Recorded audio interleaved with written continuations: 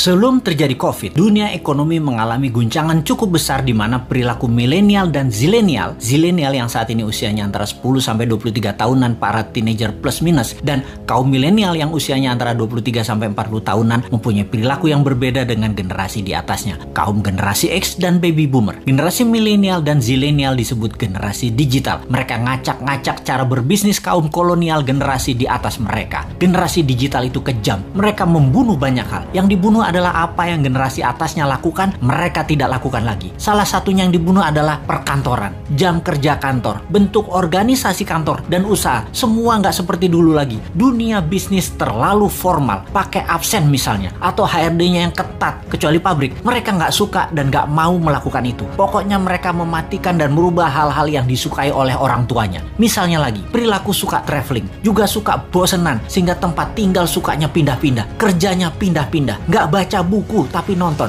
nggak baca koran tapi sosmed, nggak punya mobil tapi light asset yang dipakai atau sharing car dengan platform transportasi, suka nampang dan traveling belusukan paket murah meriah. Generasi digital juga membunuh media TV karena generasi digital everyone is broadcaster, everyone is reporter. Merek dan brand dibunuh juga oleh generasi digital. Brand itu menjadi less important bagi mereka. Bagi mereka yang penting adalah 3R, yaitu rating, review, dan recommendation. Lalu masuk masa COVID. Mendadak dunia bisnis menjadi harus digital. Tepatnya dipaksa menjadi digital. Dipaksa jualan lewat platform marketplace. Dipaksa jualan lewat iklan di sosmed. Dipaksa menggunakan gadget di tangan bisnisnya. Dunia UKM Indonesia tidak banyak yang siap. Tidak banyak yang paham. Dan dunia bisnis selama pandemi yang tidak janji kapan berakhirnya, kapan herd immunity-nya tercapai, tidak tahu kapan dunia terbebas dan menyelesaikan pandemi ini, maka dunia brick and mortar, dunia bisnis bata dan semen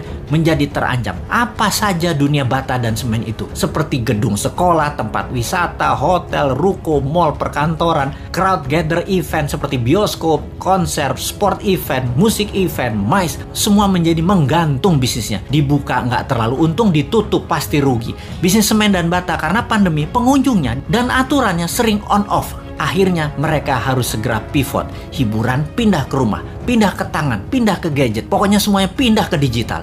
Inilah masa killing time bagi bisnis yang tidak bisa pindah ke digital. Bagi yang lambat beradaptasi, siap-siap gulung tikar. Catatan ya, COVID akan berada bersama kita selamanya. Pandemi biologi ini tidak akan selesai karena bisa saja bukan hanya virus ini mutan, namun virus lain lagi terjadi yang selama ini diam-diam saja lalu terancam dengan adanya vaksin, maka mereka kemudian melakukan mutasi. Flu bisa menjadi virus yang mematikan, bisa saja terjadi. Ebola, SARS, AIDS, semua bisa bermutasi dengan vaksin di tubuh manusia. Siapa yang tahu?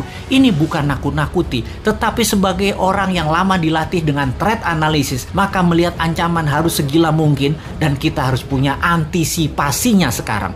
Jadi tidak ada kata post pandemic, yang ada adalah bagaimana mengambil peluang dan tetap survive di masa ini. Selama 5 tahun ke depan, masa kegelapan sebagian dunia bisnis mungkin bisa lama terjadi. Sekali lagi, sebagian dunia bisnis lama masuk masa kegelapan dan akan musnah. Dalam 5 tahun ke depan ada 30% macam bisnis baru dan ada 30% macam jenis pekerjaan yang baru lahir. Dalam 10 tahun ke depan ada 60% pekerjaan yang sekarang ada musnah dan ada lebih dari 60% pekerjaan baru yang saat ini belum ada macamnya akan muncul. Yang paling parah adalah pemerintahan. Kalau menggunakan cara lama, pola pikir lama, banyak negara yang akan musnah. Inilah yang mau kita ingatkan ke depan.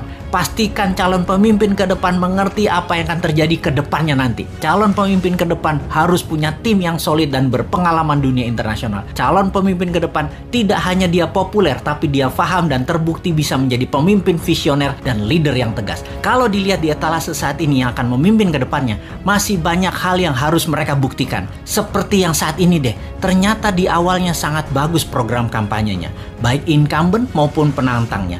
Ketika keduanya bergabung dalam satu wadah, sama COVID aja keok. Sebelum COVID aja sesungguhnya sudah tren turunnya. Tambah COVID, jadi minus. Tambah lagi, kalau perang Tiongkok Amerika jilid 2 terjadi, bengek bernegaranya pasti. Tambah fakta lain lagi, yaitu perang biologi pandemi ini berkepanjangan, kejet-kejet gejala stroke bernegaranya. Belum lagi yang sejak 4 bulan yang lalu kita dengungkan, perang cuaca yang bisa membuat kelangkaan pangan terjadi. Wes ambiar bernegaranya kalau tidak bisa membuat antisipasinya. Jadi kita ngeledekin incumbent, kita lanjut ngeledekin oposisi yang tidak memberikan solusinya. Kemudian apa solusinya New Mind? Sabar, sebentar. Ini lagi celingukan kiri kanan ngecek ada agen globalis tukang siomay nggak bawa HT di depan rumah.